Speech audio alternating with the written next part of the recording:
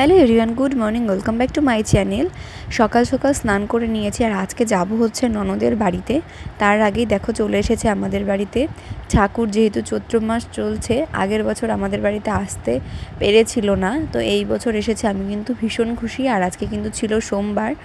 তারপরে ready shady হয়ে বেরিয়ে পড়েছি। এখন যাচ্ছি হচ্ছে ননদের বাড়িতে, আছি হাই রোডে।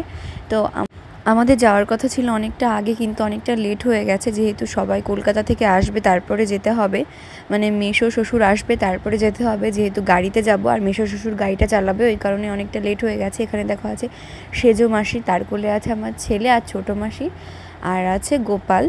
আর সামনের সিটে ছিল আমার শাশুড়ি মা আর শ্বশুর, মেসো শ্বশুর। তো দেখো কি দারুণ লাগছে, অনেক দিন পরে বাড়ি থেকে বেরিয়েছি, অনেক দিন পরে। তারপরে এখানে চলে এসেছি দেখো আমার ননদের বাড়িতে।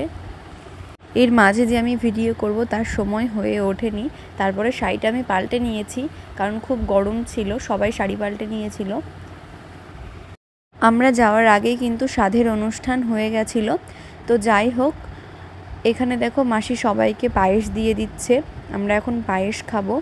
আর এখানে সবাই শাড়ি টাড়ি বদলে নিয়েছে, যেহেতু খুব গরম পড়েছে। আর এখানে দেখো স্বাদের অনুষ্ঠানের কিছু ভিডিও আমার দেওর আমাকে দিয়েছিল, সেটাই তোমাদের সঙ্গে শেয়ার করছি ছোট্ট একটা ভ্লগের মাধ্যমে। এটা হচ্ছে আমার ননদ। আমাদের এক কাপড়ে স্বাদ খেতে হয়, সেই কারণে ও এক কাপড়ে কিন্তু বসে পড়েছে স্বাদ খেতে। তো ও পরে রেডি হয়েছিল, যাই হোক তখন তো এক কাপড়ে খেতে হয়, সেজন্য রেডি হতে।